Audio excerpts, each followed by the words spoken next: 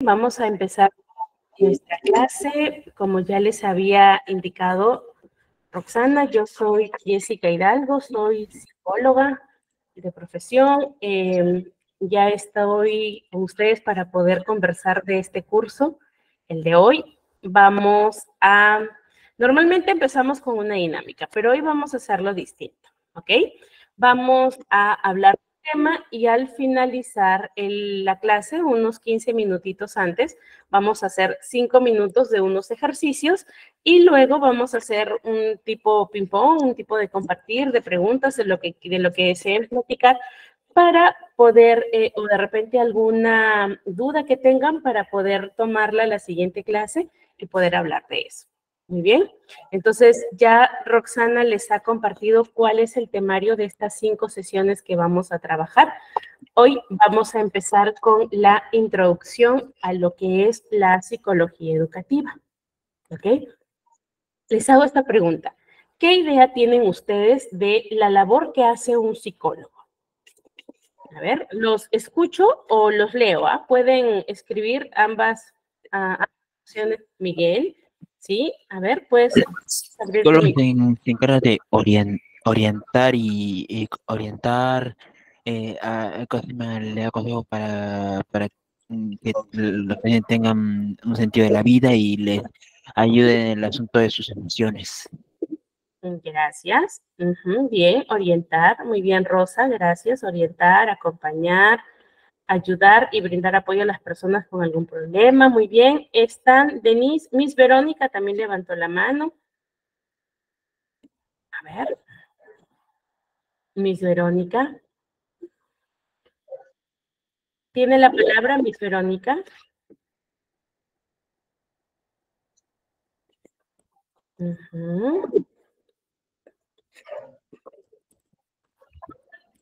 Bueno, en el caso mío, considero que un psicólogo hace primero una evaluación para detectar ciertos problemas o necesidades que tiene un estudiante para luego brindarle una ayuda oportuna de acuerdo a lo que pueda salir en el diagnóstico.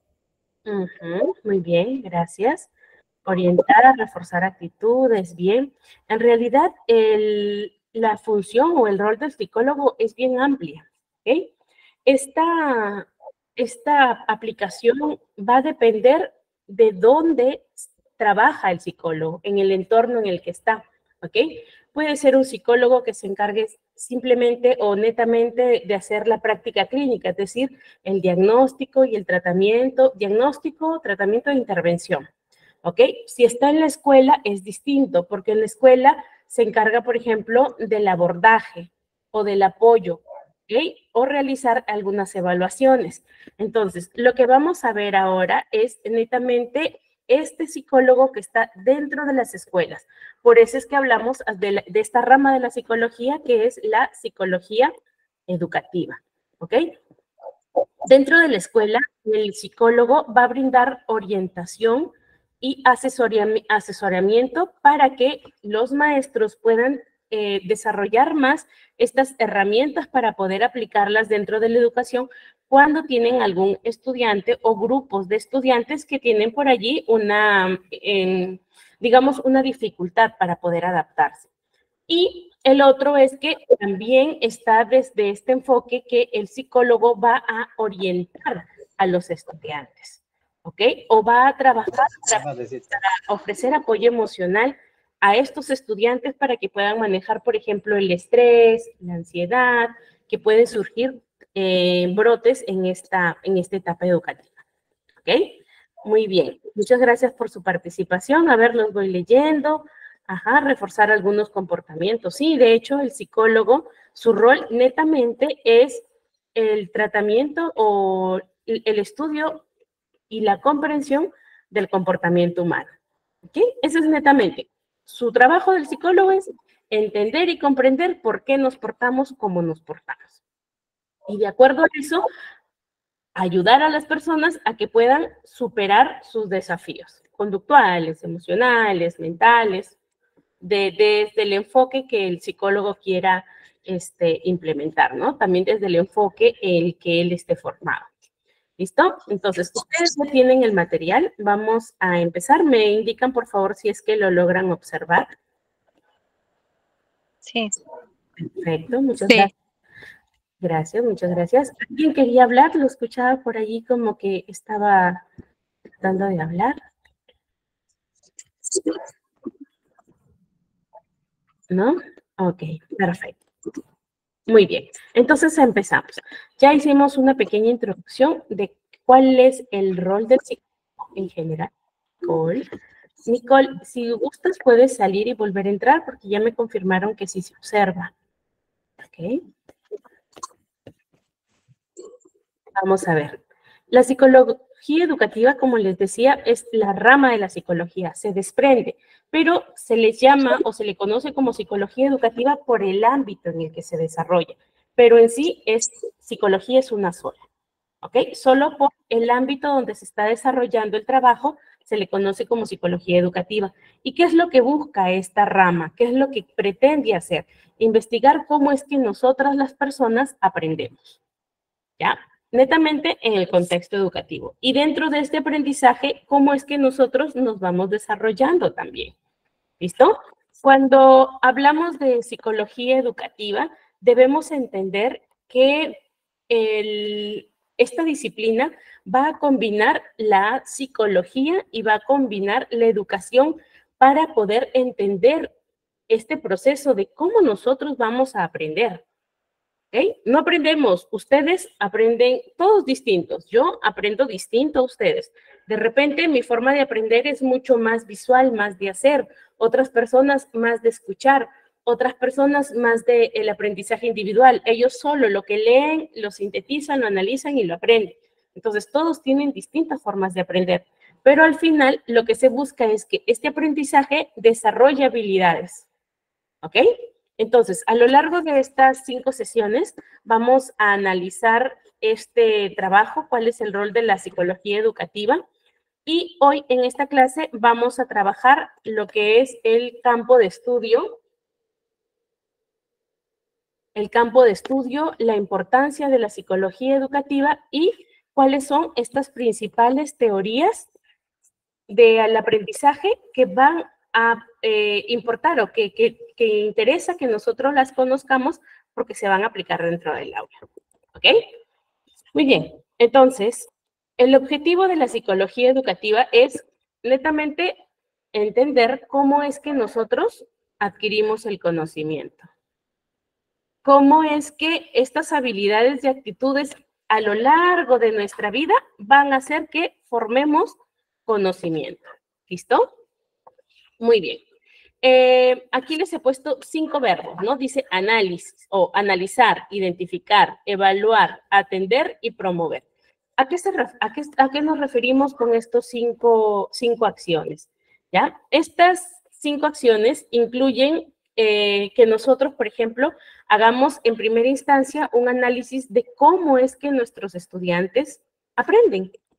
¿Ok? Es lo primero que nosotros debemos conocer. ¿Cómo es que mi aula construye sus conceptos? ¿Cómo es que mi aula construye conocimiento?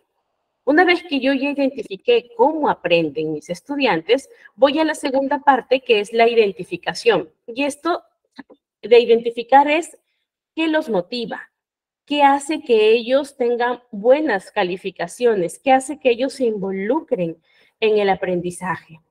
¿Ok? Entonces, ¿qué voy a hacer? Voy a identificar qué factores influyen en la motivación y en el rendimiento académico de mis estudiantes. Una vez que ya identifiqué cómo aprenden, identifiqué cuáles los factores o qué los motiva, voy a la tercera parte, que es la evaluación y diseño de estrategias pedagógicas. ¿Ok? En esta identificación y estrategias pedagógicas, lo que voy a hacer es, voy a diseñar actividades que estén de acuerdo a la necesidad de mis estudiantes.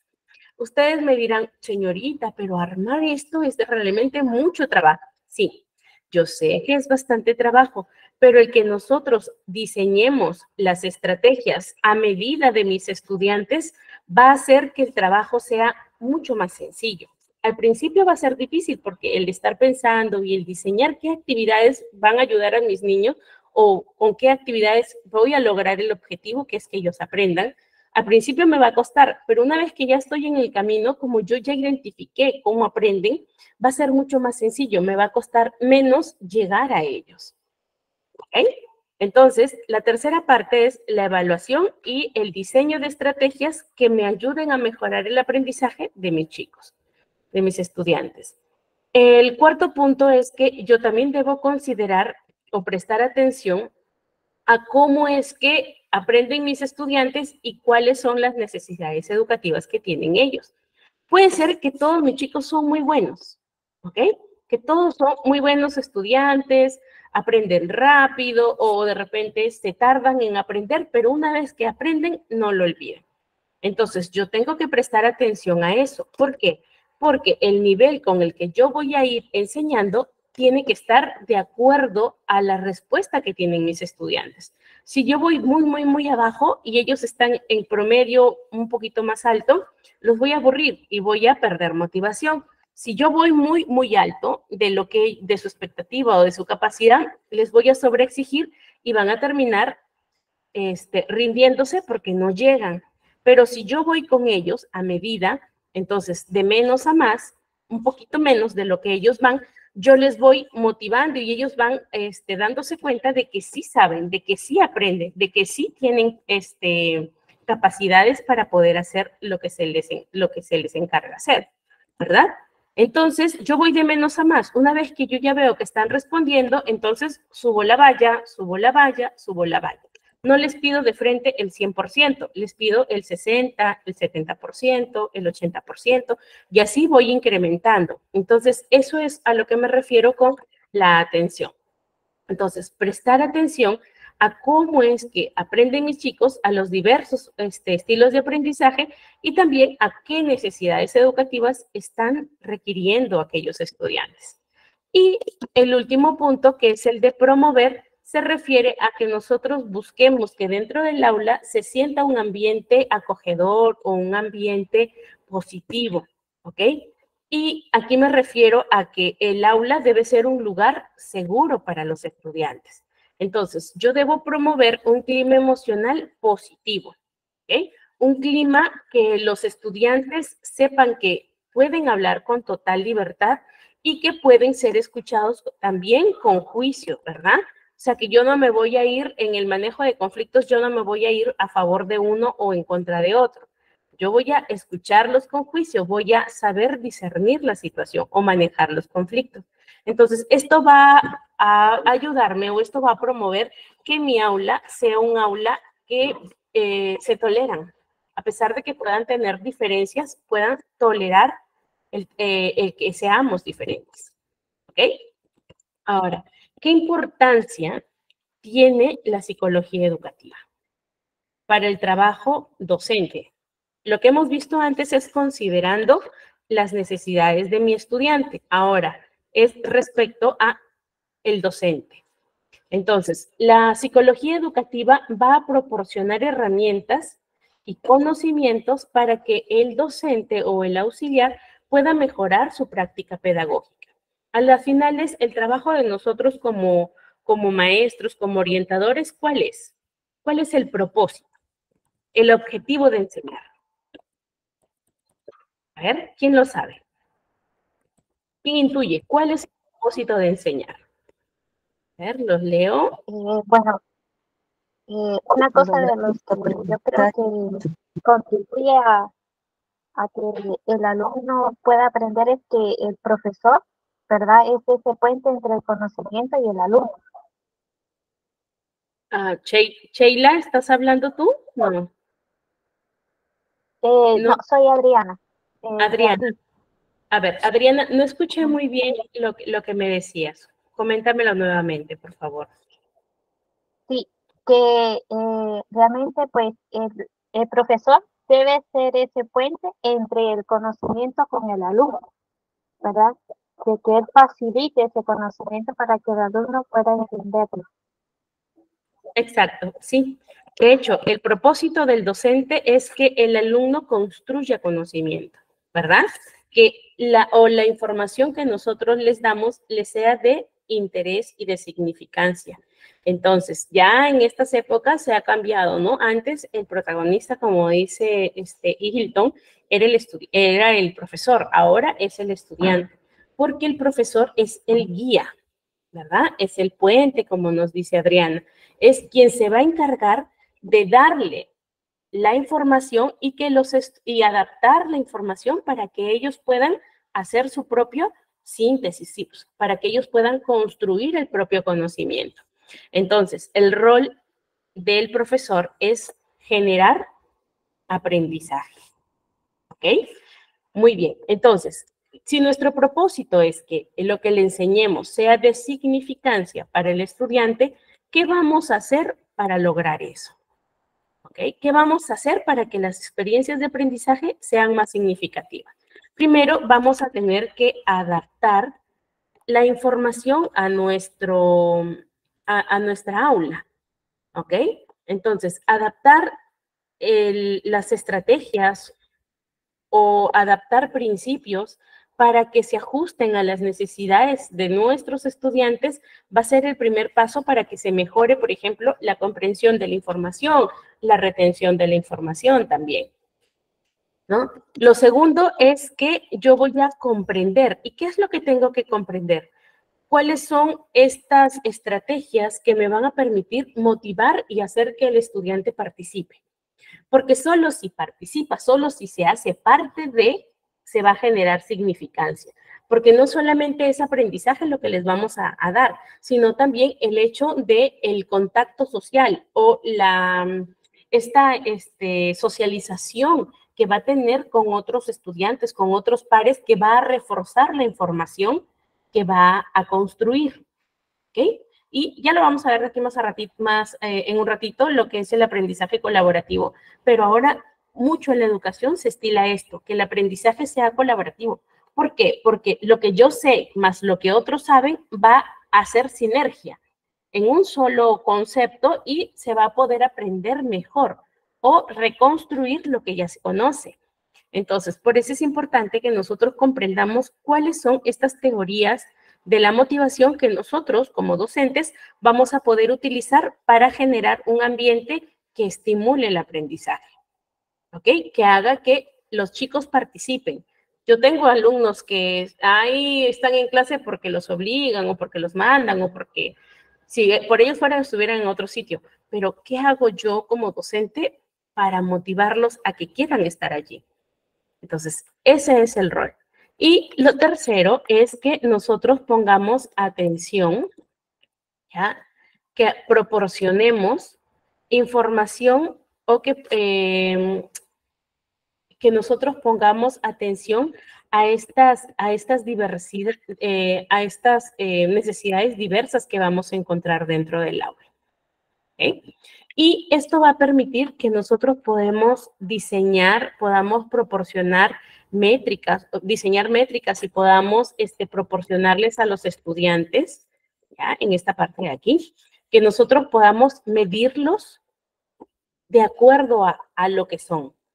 Y allí es como yo les decía, un traje a medida, ¿no? Si las métricas y las rúbricas que van a evaluar el desempeño de mi estudiante están o se contemplan dentro de las capacidades que ellos tienen, entonces va a ser notorio el avance. Pero si yo le pongo una valla muy alta o pongo métricas o rúbricas que no corresponden a las necesidades de mi estudiante o a mi aula, entonces yo no voy a poder evaluar cuánto es el progreso que están teniendo y sobre todo qué tan efectivas son las estrategias que yo estoy poniendo en práctica. Entonces, por eso es importante que nosotros tengamos en cuenta eso. Sí, Milena, han levantado su manito. A ver. No, fue hace rato, no la bajé, fue hace rato. Abigail, ¿has levantado tu manito también? Ah, ya la bajaron. Ok. Pero de repente quieren comentar algo, no hay problema. Abigail.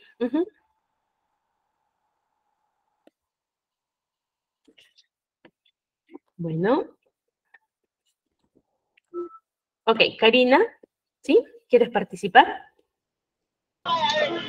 Buenas noches con todos. Creo que se debe conocer primeramente las debilidades del estudiante y qué oportunidades se les puede dar, fortalezas y debilidades, para así realizar actividades lúdicas que permiten un aprendizaje significativo en el estudiante.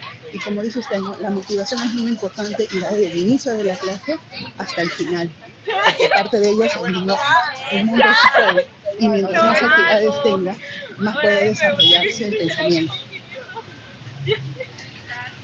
Importante. Ahora, hay algo que de repente no les estoy comentando ahorita y no lo han tomado en cuenta, pero dentro del manejo del aula no solamente está en que yo diseñe las actividades a medida de mis alumnos, que los mida o que los evalúe de acuerdo a cómo son, o sea, con sus, a medida, ¿no? Que identifique cuáles son las diferencias, que atiende esas diferencias. También tiene que ver el hecho de cómo yo como maestro, qué tan disciplinado soy, ¿no? Yo como maestro, ¿qué modelo voy a hacer? Entonces, es importante que dentro del manejo de aula yo también considere esto de la presencia que yo tengo. ¿Cómo me voy a imponer frente a mis alumnos? Porque si yo voy todo tímido, miedoso, temeroso y no pongo de mi parte y los alumnos me comen, ¿verdad? Y especialmente si nosotros enseñamos a adolescentes. Pero si yo como modelo voy seguro, preparando mi clase y teniendo en cuenta siempre un plan B dentro de lo que yo preparo, ¿verdad? Un plan B, porque a veces nosotros vamos con cierta motivación, con cierta idea en la cabeza de que los chicos me van a responder o que los niños van a trabajar, van a entender rápido y mi clase fue desastrosa. No me pasó nada de lo que yo pensé. Pues vamos, armemos nuestra clase de cero. Pensemos o pensando que los chicos a los que les voy a enseñar no saben. Voy de menos a más, mido cuál es el nivel que tiene, ¿verdad? Por eso es importante que yo cuando empiezo la clase empiece dando preguntas de reflexión. ¿Okay? Así yo voy a darme cuenta quiénes de los chicos ya tienen unos conceptos o conocimientos previos del tema que vaya a tratar o cómo se desenvuelven. Y ahí empiezo a conocer estas diferencias, estas motivaciones que ellos van teniendo también. Psicología clínica y psicología infantil, ¿diferencia? No, de hecho, solamente son, como les decía, la psicología es la misma, solo que la van diferenciando porque se enfocan en un grupo. Por ejemplo, si es psicología infantil, grupo etario, netamente infancia, ¿verdad? Infancia, desde el año hasta Tengo una duda, acá nosotros, que a veces nosotros como docentes, a veces ponemos de nuestra parte como que estamos escuchando, pero a veces un poquito de dificultad que es a veces de parte del padre de familia, a veces el padre de familia, a veces un poquito de colaboración, pero nosotros como docentes ponemos casi como tal, conforme como ustedes explicando, más o menos, ahí va la situación. Sí, de hecho. No solamente le enseñamos a los hijos, a los estudiantes, ¿no? También también tenemos que lidiar con los padres de familia. También tenemos que lidiar con los padres de familia. Entonces, en parte, al menos desde mi experiencia, cuando empezamos el año escolar o las clases, es importante que nosotros conversemos con los padres, que ellos nos conozcan, cuál es el propósito que nosotros tenemos, que los conozcamos a ellos también para saber si es que están involucrados o no dentro de la educación de los estudiantes, ¿no? De hecho, ustedes habrán notado que post pandemia hay un cambio importantísimo. Antes los padres como que menospreciaban la labor de los educadores y ahora entienden realmente cuánto trabajo nos cuesta enseñar, ¿verdad? Cuánto trabajo, no enseñar, cuánto trabajo nos cuesta que uno se concentre, haga sus tareas, ¿verdad? Participe. Entonces, ellos ya están involucrados. Quienes no están involucrados con ellos es con quienes nosotros tenemos más trabajo, ¿no? Como comentaba nuestro compañero. Pero no es imposible. A las finales, es importante que el educador ponga también sus límites con los padres, ¿verdad? Él es el que enseña, él es el que orienta. Se vale de los padres para que los padres puedan, dentro de la casa, en el caso de la primaria o inicial, reforzar algunos aprendizajes y en el caso de adolescentes, pueda observar o guiar que el chico sí está poniendo en práctica o sí está generando responsabilidades o aprendiendo responsabilidades, ¿no? Que es lo importante. Ok, a ver, vamos a entrar ahorita a lo que son las teorías, ¿ok? Pero antes de eso voy a darle pase a estas compañeras que están con su manito arriba, que es Karina. A ver, vamos en este orden. Karina, Mónica, Karen y Eve. ¿Listo? A ver, ya bajo la manito. Nos quedan 3. Mónica. A ver, Mónica, ¿deseas opinar?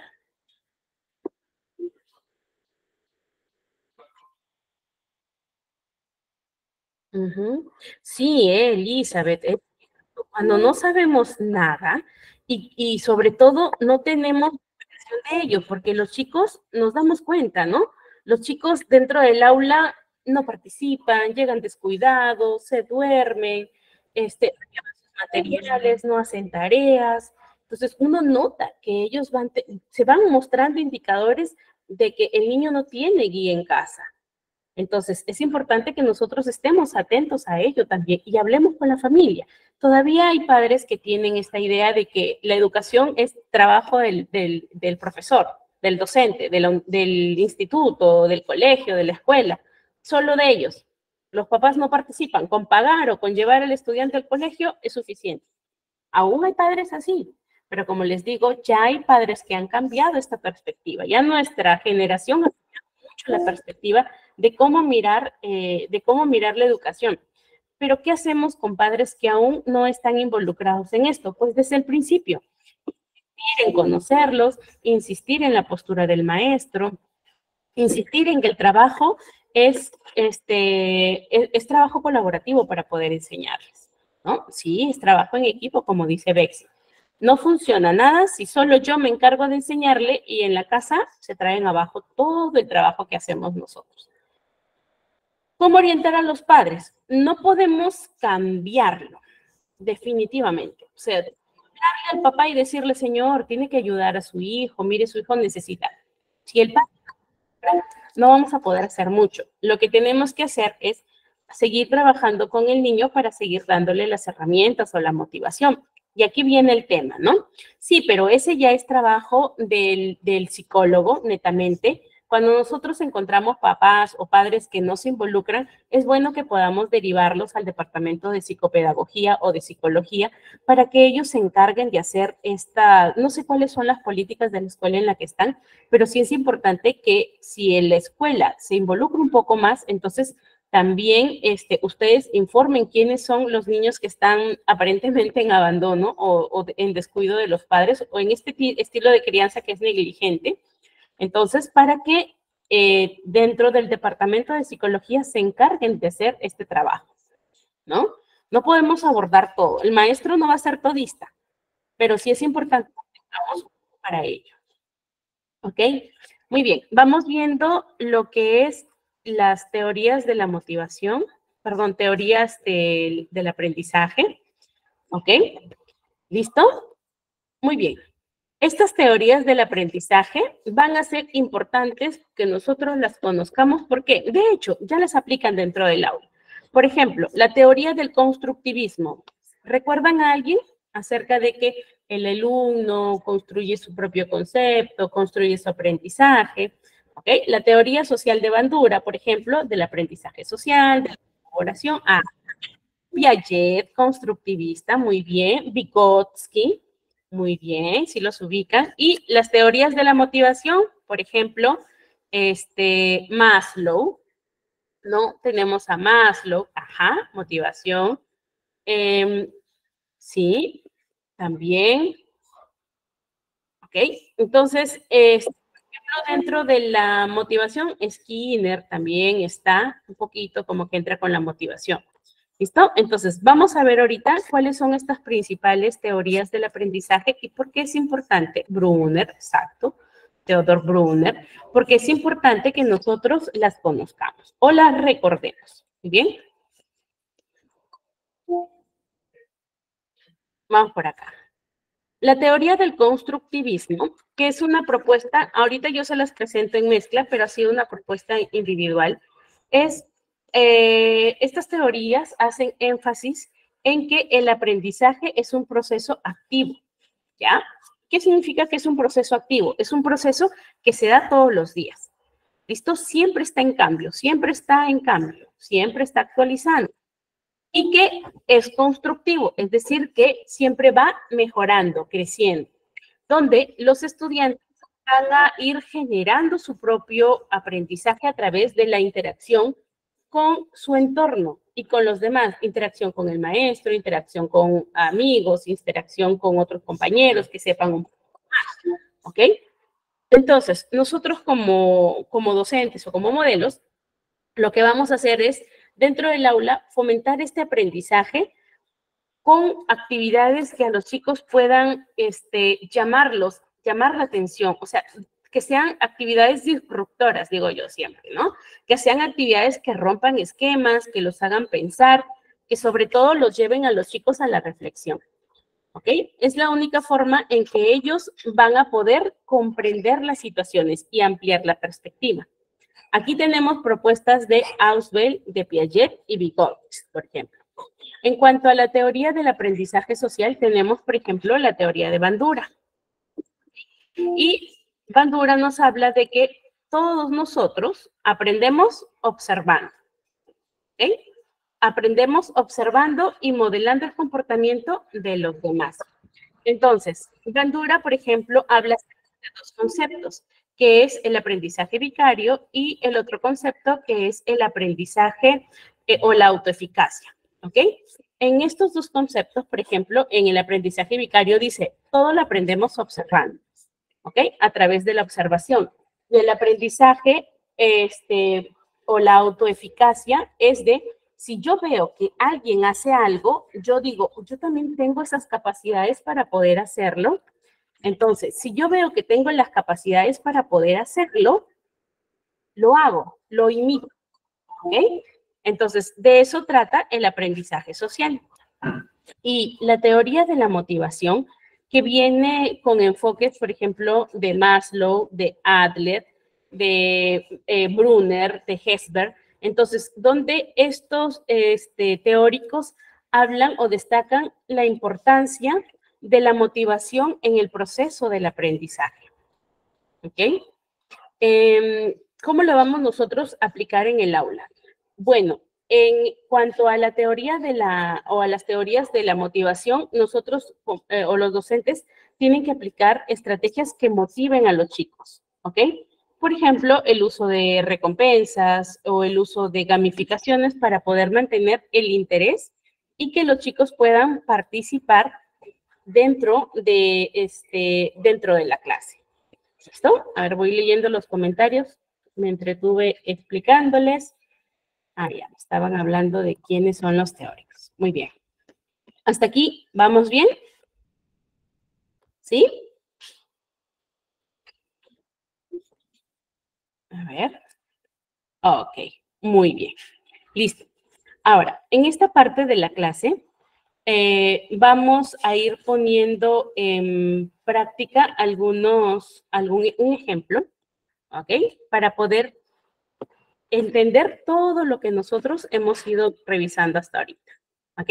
Pero antes de eso, ¿no tienen dudas acerca de esto, cómo funciona el sistema de recompensas o de gamificación? ¿Sí lo entienden?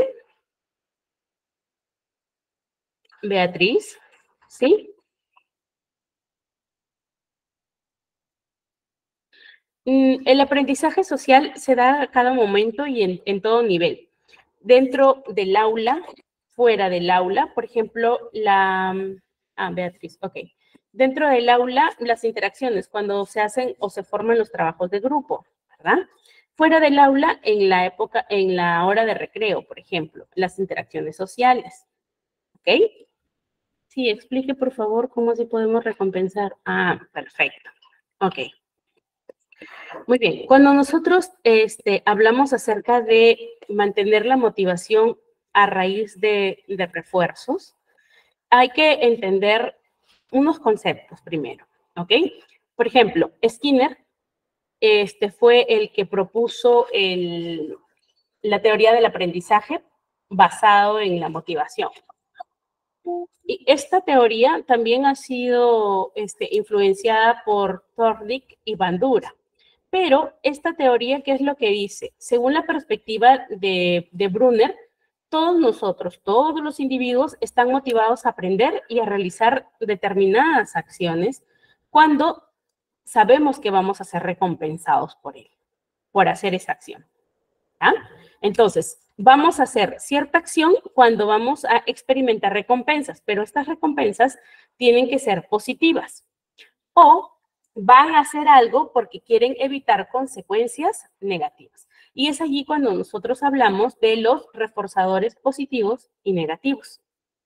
¿Listo? Entonces, todos nosotros estamos condicionados a hacer las cosas o porque vamos a ganar algo por hacerlo o porque vamos a evitar algo por hacerlo. Y estas siempre van a estar asociadas a nuestro comportamiento. ¿Ok? Entendiendo esto, entonces vamos a utilizar o vamos a aprender el concepto del refuerzo.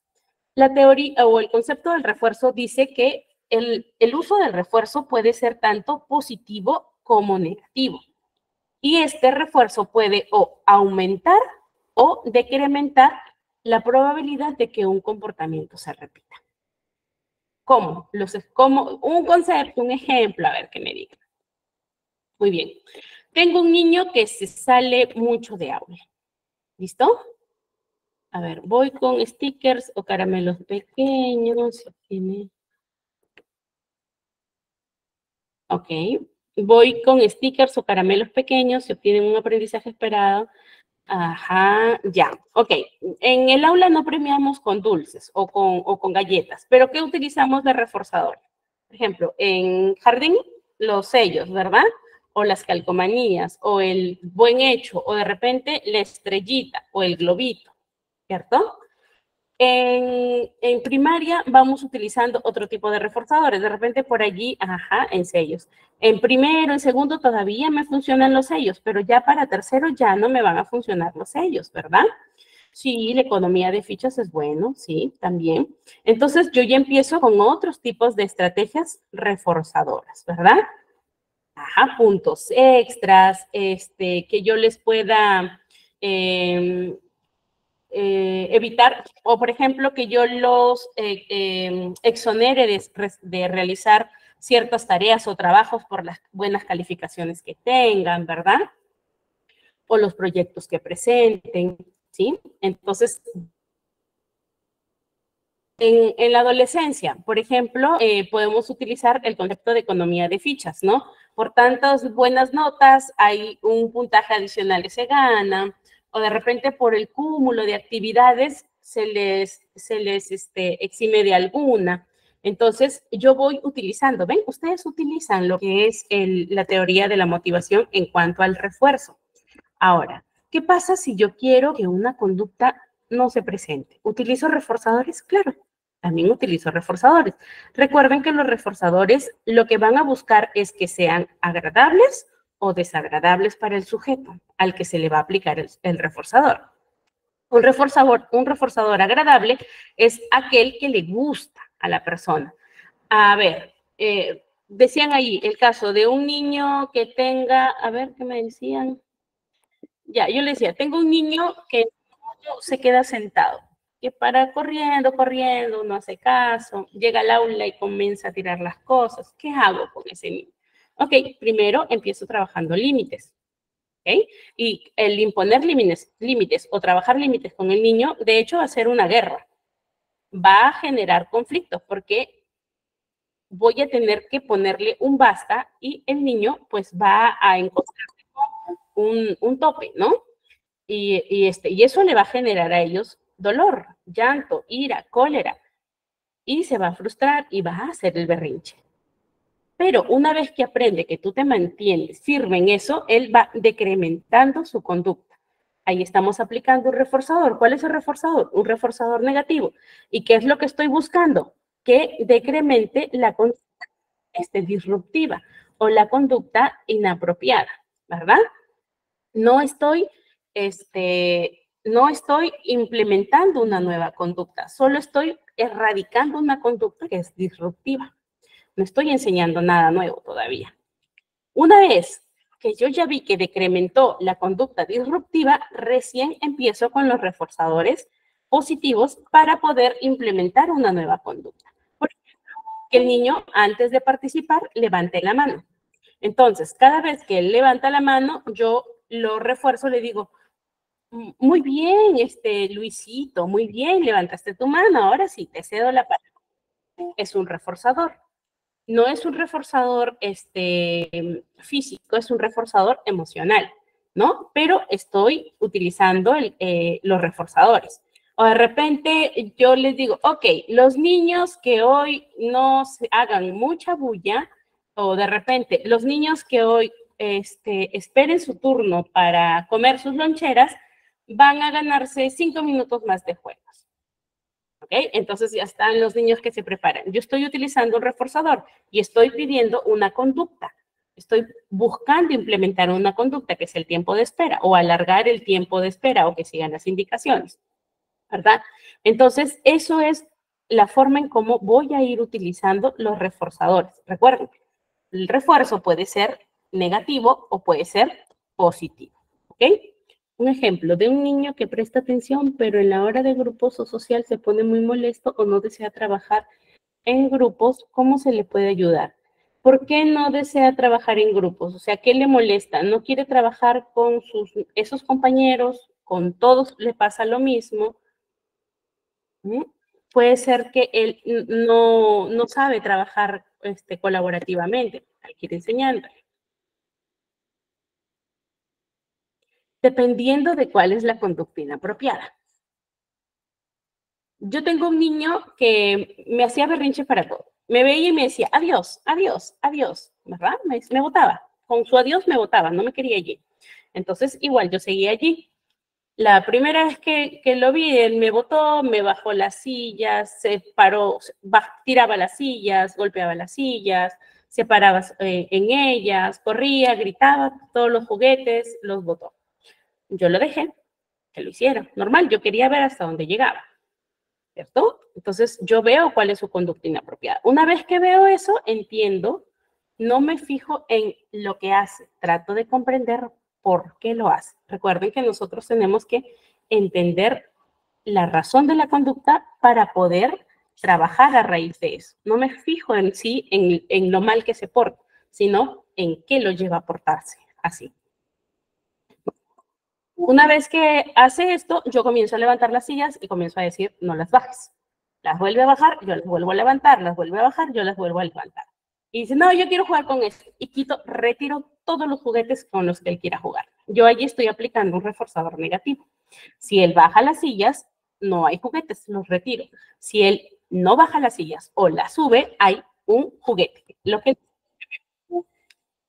Entonces, de esa forma, yo voy colocando límites. Yo tengo el poder, yo pongo los límites. Tienes que seguir mis indicaciones.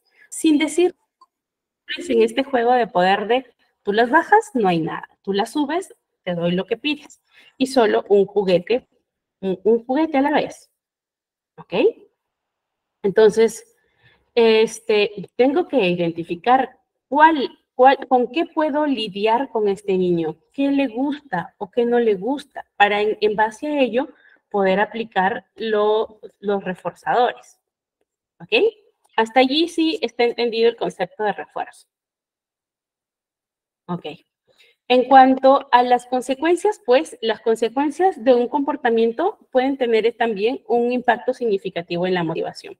Si lógicamente las consecuencias son positivas, por ejemplo, mejoró en algún curso o realizó las tareas que no quería hacer, entonces yo encomio esa actitud, ¿no? Elogio ese trabajo.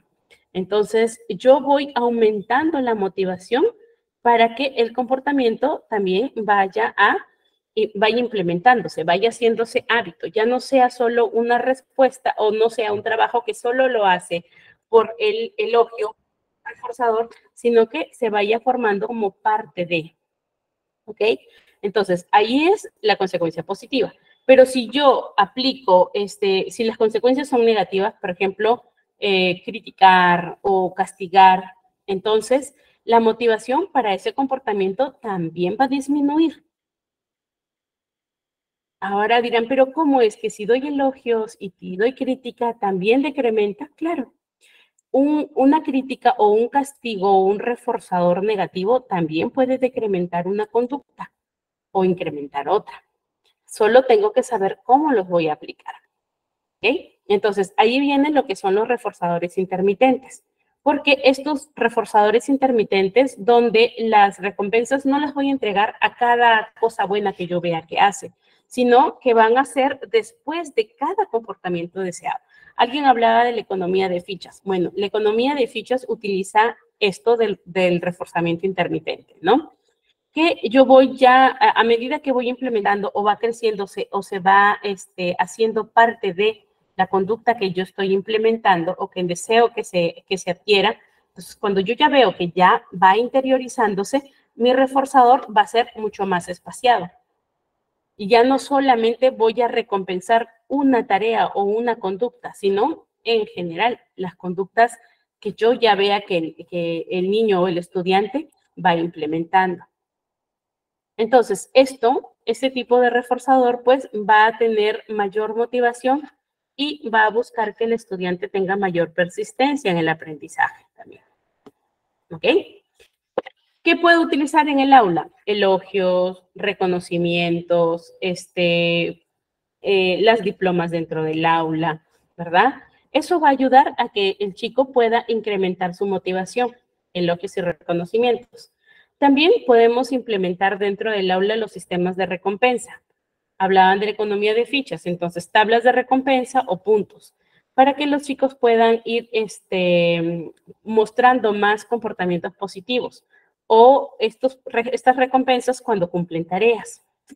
¿Okay? Para completar tareas, entonces ganan puntos. Y luego, sí, de estos puntos puedo canjearlos por dulces, chocolates, galletas. Ya cuando veamos el tema de motivación y el uso de recompensas, vamos a ver o vamos a aprender que la recompensa tiene que ser proporcional a lo que se está haciendo. Si el niño se quedó sentado una vez, ya yo lo premio. No, tiene que ser en cúmulo la recompensa espaciada y tiene que ser proporcional a lo que yo estoy implementando con él o el estudiante. ¿Listo? Entonces, sí es importante que nosotros tengamos en cuenta estos conceptos de los reforzadores. Lo vamos a trabajar más adelante también para aprenderlo más, pero sí es importante que yo aprenda a manejar el sistema de recompensas para que pueda aplicarlo con eficacia dentro del aula. ¿Listo? A ver, dice, en esto puedes intentar decirles, alumnos, les pido dejen sus celulares. Ya, mira, sí, funciona. Yo, por ejemplo, tengo grupos de adolescentes, estudiantes de institutos, y pues los chicos, es distinto el manejo, ¿no? Ellos llegan con sus teléfonos, están hablando, uno haciendo clase y ellos están en el teléfono buscando información, bueno, buscando información para participar, está bien. Pero ya en cierto momento se distraen, comienzan a hacer otras cosas, se comienzan a reír, uno va viendo cómo está haciendo, ¿no? Entonces, había clases en que yo los dejaba con sus teléfonos y otras clases en las que decía, llevaba mi caja y les decía, ya saben qué va aquí, teléfonos. Porque les decía, ok, vamos a ver qué tanto ustedes pueden controlarse, ¿no? Entonces, ellos sacaban su teléfono, estaban en clase y de pronto yo estaba bien entretenida enseñándoles y ya estaban con el teléfono, ¿no? Y yo los miraba y les decía, ok, hora de dejar su teléfono. Les pasaba la caja y ellos tenían que estar, no, miss, no, ya lo voy a guardar. A ver, guárdenlos. Vamos a ver. Los guardaban en la mochila, en el bolsillo del pantalón. Otra vez, a los 20 minutos, nuevamente con el teléfono. Entonces les decía, no tienen autocontrol, a la caja. Entonces, no, miss, que sí, no, ya les di 2 oportunidades a la caja. La otra clase volvemos a hacer lo mismo, a ver qué tanto se pueden controlar. ¿No? Entonces, y así fuimos, hasta que a las finales aprendieron. Llegan a la clase y van de frente a la cajita y dejan el teléfono. Dejan el teléfono así. Y uno está de préstemelo. Uno que ya tenía mucho apego al teléfono. Ok. Después de esperar 10 minutos, Sí, ya, pasaban los 10 minutos y estaba súper inquieto. Miss, préstemelo, 10 minutos más, ya, y estaba así, tratando de controlarse. Y en 5 meses, o sea, en 17 semanas casi, chico ya a la última semana llegaba y dejaba su teléfono y ni me pedía tiempo ni nada, solo me decía, Miss, al tal hora nada más me lo presta un ratito porque como ya trabajan algunos, tengo que mirar algo así de coordinación del trabajo y luego lo dejo. Pero empezamos que los chicos no querían soltar el teléfono. Entonces, a lo que voy con este ejemplo es de que nosotros debemos ir también, no ser restrictivos desde el principio, ¿no? Sino, ya, ellos quieren oportunidad, muy bien, veamos qué tanto de oportunidad pueden acatar, ¿no? Qué tanto se van a controlar. Y cuando ya vemos que no, aplicamos el castigo, ¿no? Yo aplicaba un castigo. Si no saben controlarse, dejemos el celular aparte. ¿Ok? Entonces, son formas en que nosotros vamos a ir poniendo límites dentro del aula, aplicando los reforzadores. Ahora, la teoría se aplica para cualquier tipo de edad, no solamente en inicial, en primaria o en secundaria.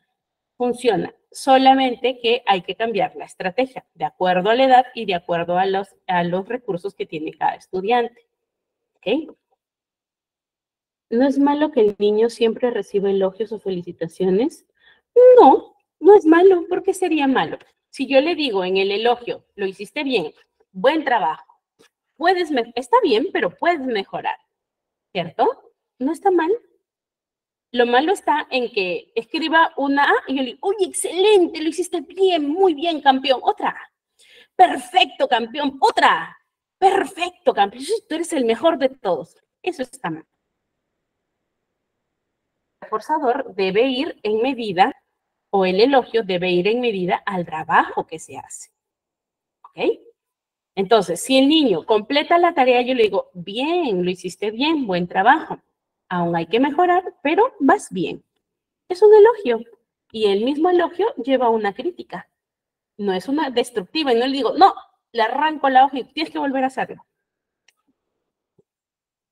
¿Ok? Entonces, si es bueno dar elogios, lo que tiene que ser es medido. ¿Por qué? Porque también existe la contraparte de elogiar demasiado a los chicos, y es que ellos van a necesitar siempre validación de lo que hacen para sentir seguridad.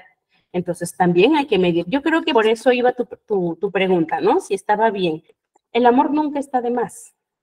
Lo que está de más es que el amor sea desmedido. Entonces, sí hay que motivarlos, hay que elogiarlos, hay que reconocer su progreso, pero que sea en proporción a lo que ellos están haciendo. Ok, un ratito, Rosita, ya vamos viendo eso. Ser drásticos o tajantes ocasiona una ruptura entre el docente. En mi caso, dice, a ver, se me fue el comentario.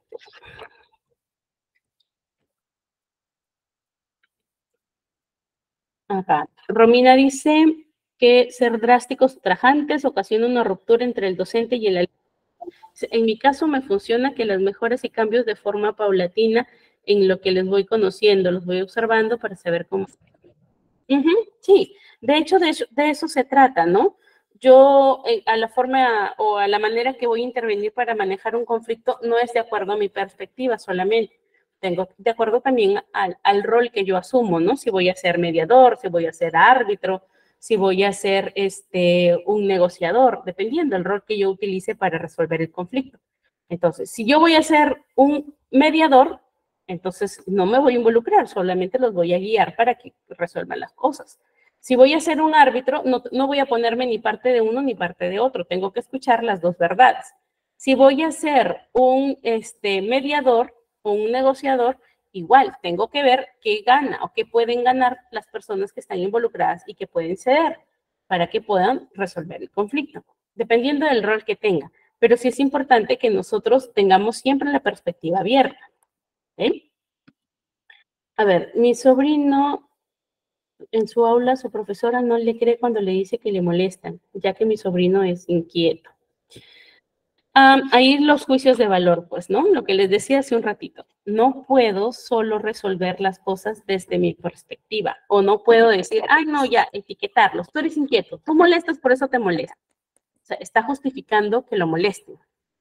Entonces, es cuestión de perspectiva. Ahí habría que enseñarle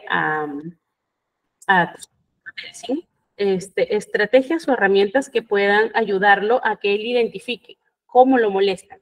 En vez de decir, él me molesta, que diga, ¿qué está haciendo? No, no sé, Juancito o Juanito viene y me quita mis colores. Y se siente en su sitio y me hace así, tengo tu color, tengo tu color. Ok, estoy describiendo cómo lo molesta, ¿verdad? Entonces, yo no solo voy y le digo, señorita, Juanito me está molestando. Voy y le digo qué está haciendo. No le estoy diciendo me está molestando, digo lo que está haciendo. Entonces, esa puede ser una estrategia para enseñarle a los chicos a que puedan identificar de qué manera están siendo hostigados, fastidiados dentro de la escuela. Otro puede ser que yo le diga, te fastidia, pero hay que identificar por qué te fastidia, ¿no? Es bromista, le gusta hacer esos juegos, o lo hace de mala hazaña, por fastidiarte. Ok, ¿y tú qué le puedes decir? ¿Cómo le puedes responder? También es otra forma de enseñarle al niño. Entonces, no el hecho de que solo la profesora, porque no le hace caso, él se va a quedar en este rol de víctima, ¿no? Sino dice, ¿cómo resuelves tú?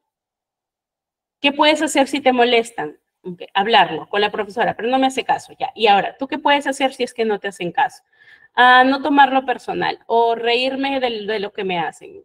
Hay un montón de estrategias que les podemos ir enseñando para que ellos no tengan o no asuman este rol siempre de víctima, sino que sepan cómo van a ir cambiando o identificando la intención de la otra persona. ¿Ok? Mi sobrino, su aula no le cree. Ya, esto ya lo leí. ¿Ok?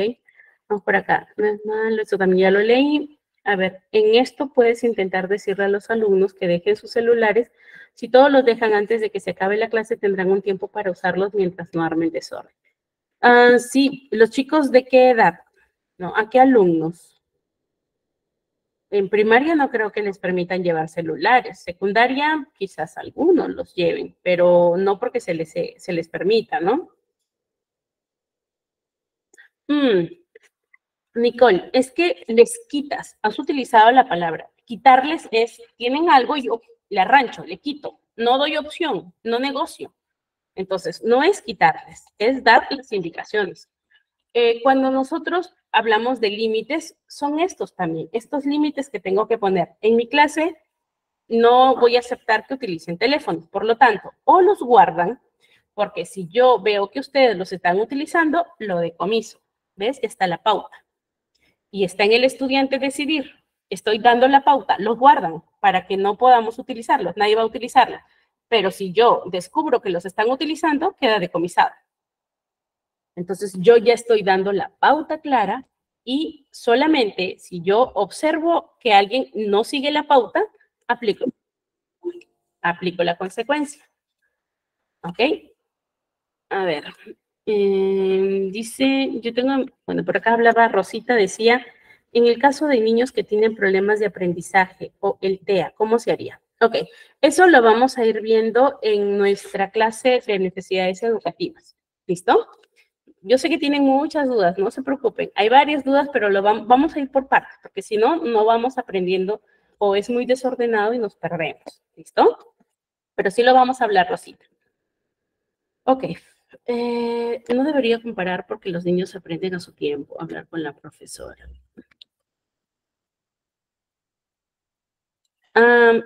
Sí, bueno, ya se han ido respondiendo ustedes. Ya está bien. ¿Qué se puede hacer con un niño que en el aula solo le gusta hacer arte con materiales que trae y no quiere hacer nada en el aula? Al quitarle se pone terco y no quiere. Ok. Bueno, primero puedes hablar con la mamá para que deje de enviar material.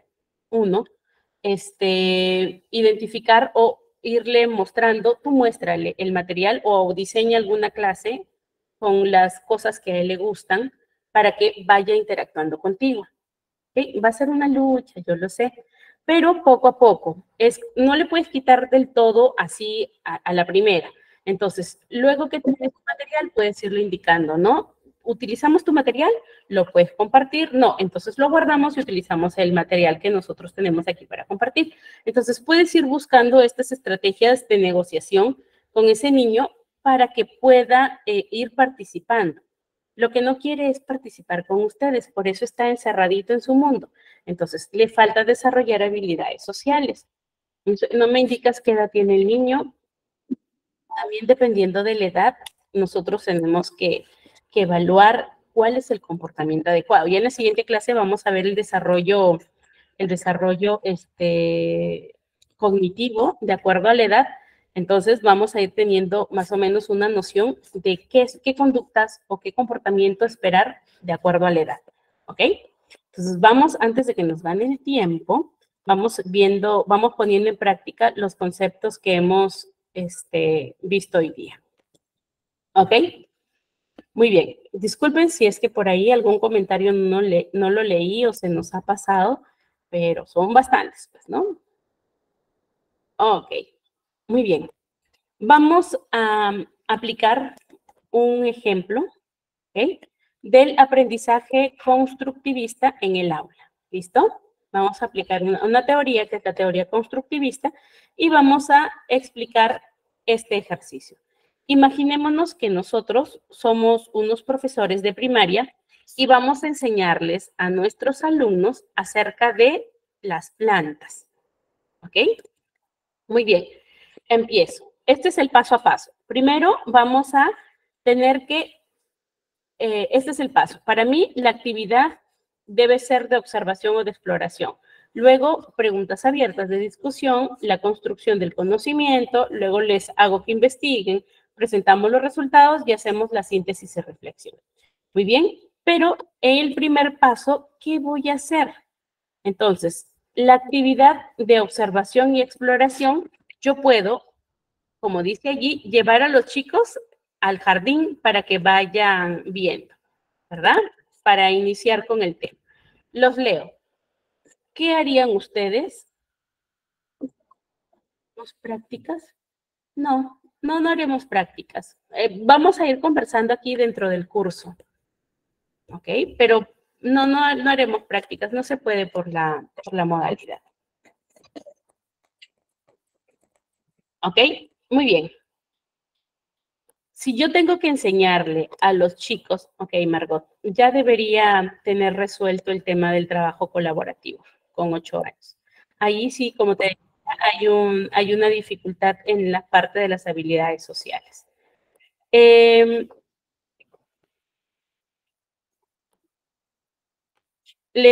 Milena, todos los que tienen alguna duda, al finalizar la clase en 15 minutitos, vamos a hablar con Roxana y ella nos va a ir resolviendo las dudas que tengamos. ¿Está bien? Gracias.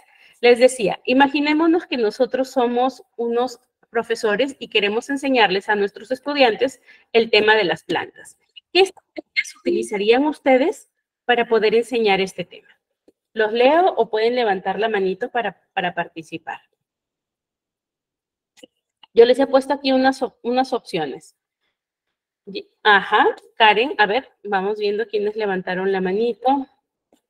Karen.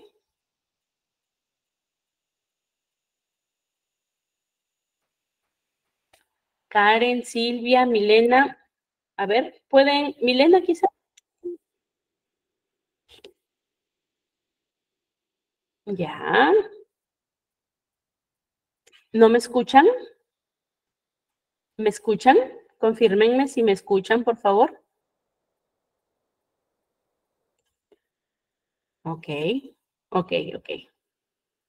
Sí.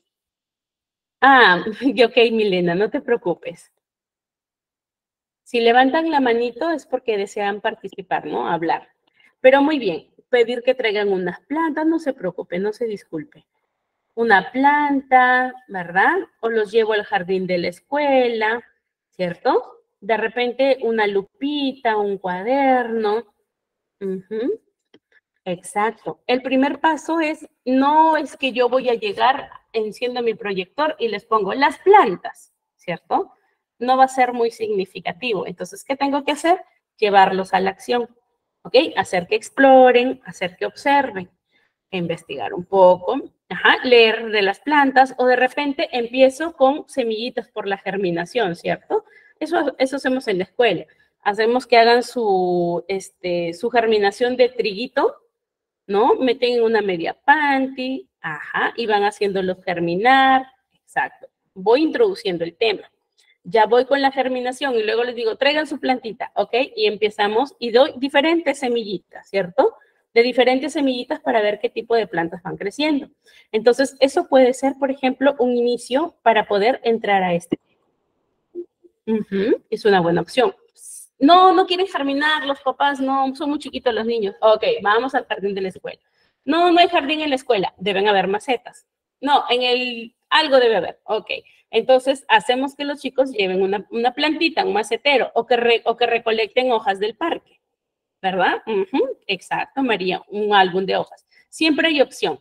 Cuando hay un pero, busquen siempre 5 o 7 razones más de borrar ese pero.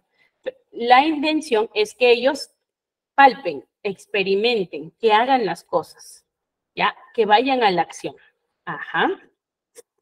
Bien, ahora, una vez que yo ya los invité a la acción, a la observación, voy por la segunda parte, que es la discusión y las preguntas abiertas.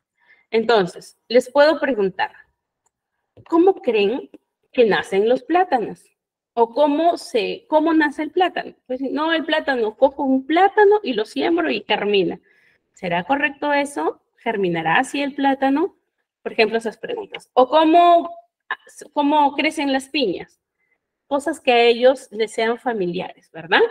Entonces, exacto, Betsy. Lo que voy a buscar es identificar qué conocen del tema que yo voy a hablar. ¿Listo? Por eso es que empiezo con las preguntas abiertas.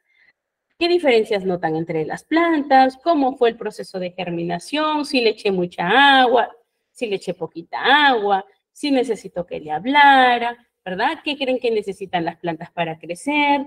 ¿Cierto? Incluso yo me acuerdo que una profesora me decía, yo llevé una plantita que había encontrado entre piedritas, así apenas tenía tallito. Y la llevé. Y llevé otra que tenía en tierra. Y les preguntaba, ¿no? ¿Qué creen ustedes? ¿Quién creció mejor? Y yo decía, ¿quién creció mejor? La de la tierra. ¿Y por qué la de la planta no creció mejor? Y la de las piedritas no creció mejor. ¿Qué le faltó? Y empezábamos la discusión, ¿no? Y a veces ni discusión, sino los chicos empiezan a hipotetizar. El hipotetizar también es un parte de cómo ellos van construyendo el conocimiento. ¿Listo? Porque si se equivocaron, es más fácil. Ellos, era así, no era como lo pensaba. Y chancan ese conocimiento equivocado que tenían y se implementa uno nuevo. Y es más, hay mayor atención porque ellos se dan cuenta que estaban en un error. ¿Listo? Si me equivoco, el ensayo-error es un aprendizaje muy nutritivo. ¿Listo? Entonces, voy por la tercera parte, que es la construcción del conocimiento. En esta parte, pues yo voy a ir guiando la discusión hacia los conceptos que quiero que el estudiante aprenda. Fotosíntesis, germinación, polinización, reproducción, floración, qué sé yo, las estaciones en las que se puede sembrar o en las que va a florecer un producto, una planta, ¿no? Entonces yo voy a tratar de explicar o voy a esforzarme en explicar un concepto de manera sencilla a través de las relaciones que los chicos ya han hecho al hacer el trabajo previo en cuanto a germinar de repente o a revisar plantas en un jardín. Bien, ahora vamos por esta parte de acá. Una vez que yo ya les generé la curiosidad, vamos a hacer un proyecto de investigación y este proyecto de investigación va a fomentar pues que los chicos tengan mayor curiosidad, va a fomentar el aprendizaje autónomo y empiezo a dividir a los chicos en grupos.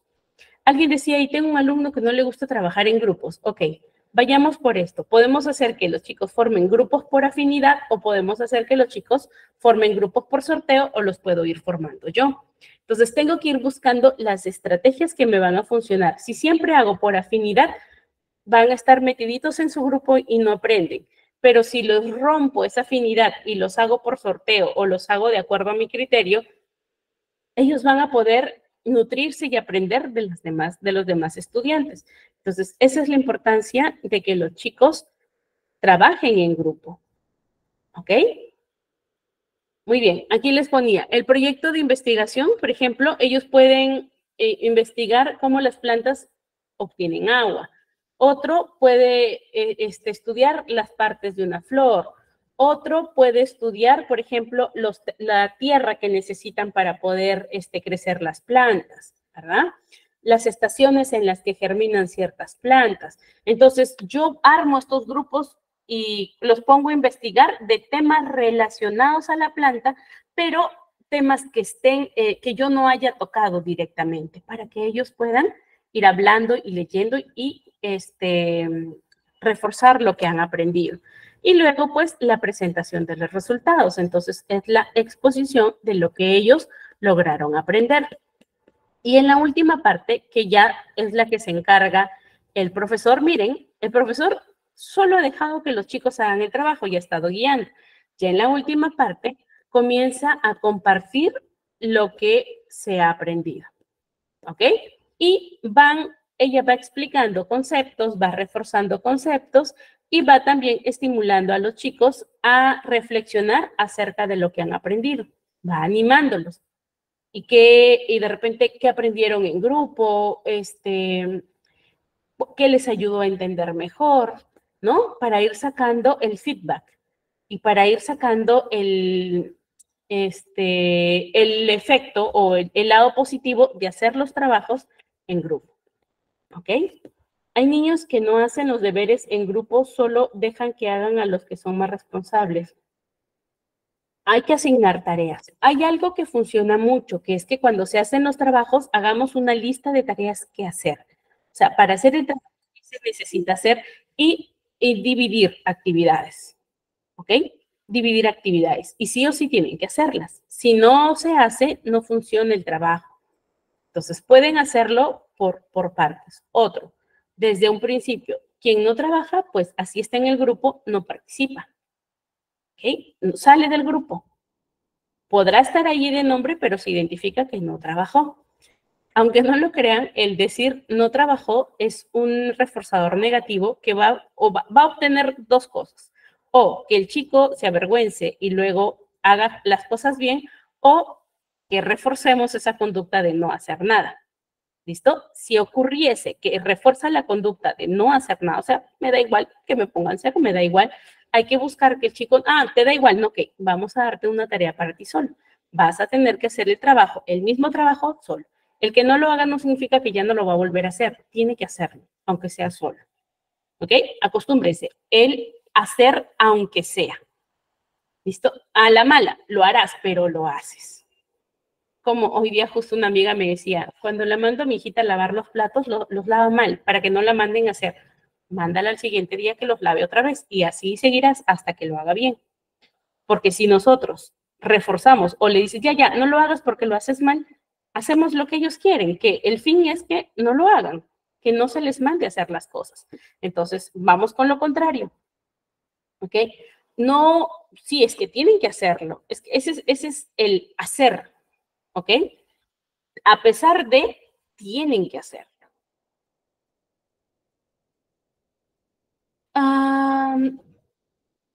Sí, definitivamente. Si sabes que a un chico le cuesta trabajar en grupo, le cuesta cumplir, le cuesta hacer las tareas, entonces tienes que darle un extra, ¿no? De repente, por ejemplo, en su grupo, que evidencien que él trabajó, ¿no? Con fotografías, de repente con videos que refuercen. Quien presente que trabajó el grupo, quien hizo trabajar a su compañerito que era más flojito, entonces va a tener un premio adicional, supongamos, ¿no?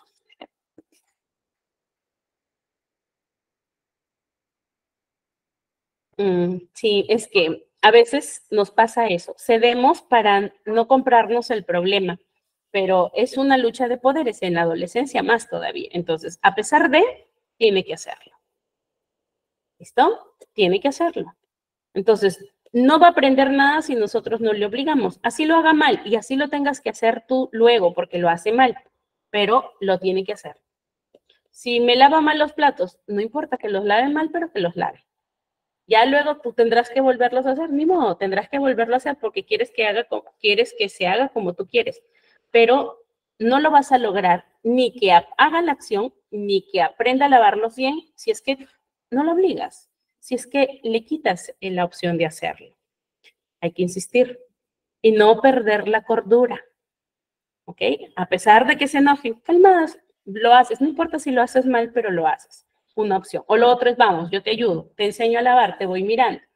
O de repente lo lavamos juntas, ¿no? Ya tú lavas, yo seco. Y si encuentro algo que está mal lavado, le vuelvo a entregarle, mira, este está sucio acá y lo vuelvo a lavar. Entonces, eso es lo que hay que hacer. ¿Ya?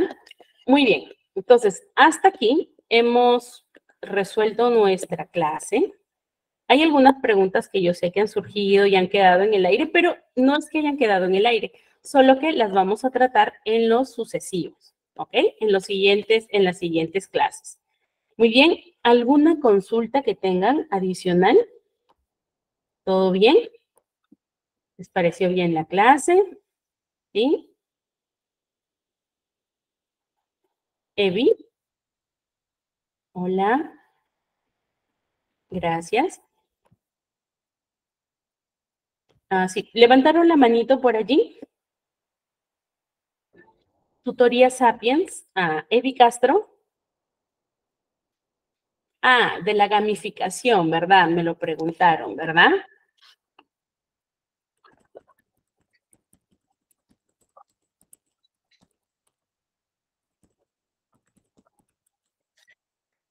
Ujú. Sí, miren, la gamificación implica que nosotros podamos utilizar juegos, ¿ya? En contextos que no sean tan lúdicos, para que podamos motivar a los chicos y vayamos modificando comportamientos. Dentro de la gamificación, los reforzadores van a ser importantes, o sea, sí los voy a necesitar, porque estos van a proporcionar incentivos para que los estudiantes puedan seguir participando. Entonces, en la gamificación, los reforzadores son positivos y se van a utilizar frecuentemente como recompensa para que los chicos puedan alcanzar, como recompensa hasta que alcancen cierto objetivo. Pongamos este ejemplo. Estos chicos que no quieren participar en grupo. Muy bien, ya yo los tengo identificados, no participan, nunca hacen, muy bien. Entonces, a ellos, por ejemplo, les voy a encargar el hacer el seguimiento de que, a él lo hago responsable, es decir, no hay que hacerlo responsable de que se haga el trabajo, ¿ok? Entonces les voy dando esa tarea. Ya, Juanito es el que no trabaja, entonces Juanito va a ser el líder del grupo. Juanito tiene que ir viendo que todos los chicos, monitorear que los chicos hagan las tareas. Él va a encargarse de monitorear que se hagan las tareas. Entonces, yo a Juanito voy a utilizarle este sistema de reforzadores, este sistema de recompensas hasta que se alcance el objetivo. ¿Cuál es el objetivo? Que el trabajo presente el grupo, ¿verdad? Entonces, si Juanito hace que el grupo presente el trabajo, el grupo va a obtener 2 puntos adicionales. Y así, de repente, hago que todos los grupos tengan a un flojito de líder de equipo. Entonces, voy también a los chicos dándoles esta opción de la autoeficacia, de ver que otros pueden y yo también puedo. Y también de ir rompiendo esta idea de que como es flojito, no le podemos encargar. Como es flojito, no podemos confiar en él. Entonces, vamos rompiendo también estos esquemas para que los chicos vayan teniendo confianza en sí mismos. ¿Ya? Vamos a ver más adelante en unas clasecitas. Ya, solo Roxana, un minutito más te robo. Vamos a ir viendo también qué conceptos podemos ir utilizando, no solo para motivar, sino también para ayudar en estos procesos de adquisición del aprendizaje, de que los chicos se crean lo que ellos saben. ¿Ok? Ya lo vamos a ir viendo más adelante. Por ahora hemos terminado. Espero que les haya quedado clarito el concepto de los reforzadores y de la gamificación. Y si no, igual lo revisamos la siguiente clase. ¿Listo? Muy bien. Ok, entonces esta clase ha sido toda por hoy. Nos faltó tiempo para nuestra dinámica. La siguiente clase vamos a trabajar nuestra dinámica de inicio y luego nuestro trabajo según la clase que corresponde. Muy bien, no se vayan, por favor, no se vayan. Ahora sí, le cedo la posta a Roxana para que pueda explicarles y resolver las dudas que ustedes tienen acerca de la certificación.